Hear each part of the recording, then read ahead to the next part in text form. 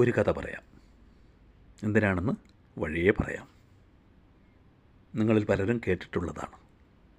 മറ്റൊന്നുമല്ല, ഒരു കാലത്ത് ലോകത്തെ ഏറ്റവും വലിയ കോടീശ്വരനായ ബിൽ ഗേറ്റ്സിൻ്റെ മകൾ ഒരു ദിനം ഒരു റെസ്റ്റോറൻറ്റിൽ ഭക്ഷണം കഴിക്കാൻ ചെന്നു. ഭക്ഷണം കഴിച്ച് തിരിച്ചു വരും വഴി $100 വെയിറ്റർക്ക് ടിപ്സ് കൊടുത്തു. കുറേ കഴിഞ്ഞപ്പോൾ പല ആളുകളും വന്നും പോയി ഒക്കെ ഇരുന്നു. ഇടയിൽ ബിൽ ഗേറ്റ്സ് തന്നെ ചായ കുടിക്കാനായി ആ റെസ്റ്റോറൻറ്റിലേക്ക് വന്നു. ചായയും റിഫ്രഷ്മെൻറ്റൊക്കെ കഴിച്ച് തിരിച്ചു പോകുന്നതിനിടയിൽ ഒരു $10 അതേ വെയിറ്റർക്ക് അദ്ദേഹവും ടിപ്സ് കൊടുത്തു.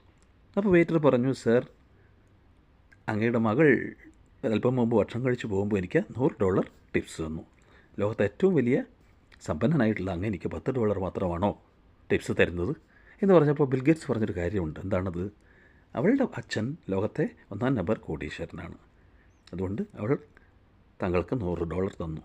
പക്ഷേ എൻ്റെ അച്ഛൻ വളരെയേറെ പാവപ്പെട്ട ഒരു കൂലി തൊഴിലാളിയായിരുന്നു. അതുകൊണ്ട് എനിക്ക് താങ്കൾക്ക് $10 തരാൻ മാത്രമേ നിർവാഹമുള്ളൂ എന്ന്. അപ്പോൾ അതിൻ്റെ അർത്ഥം എന്താണ്? അതിൻ്റെ അർത്ഥം തലമറന്നെണ്ണ തേക്കരുത്, അർഹിച്ചതേ കൊടുക്കാവൂ, അവഗണിക്കേണ്ടടുത്ത് അവഗണിക്കണം. എപ്പോഴും നമ്മൾ സെൽഫ് റെസ്പെക്റ്റ്, ഡിഗ്നിറ്റി, ആത്മാഭിമാനം മുറുകെ പിടിച്ച് മുന്നോട്ട് പോകണം. അല്ലെങ്കിൽ ആളുകൾ നമ്മെ ചവിട്ടിത്താഴ്ത്തും. മറക്കരുത്, സെൽഫ് റെസ്പെക്റ്റ്.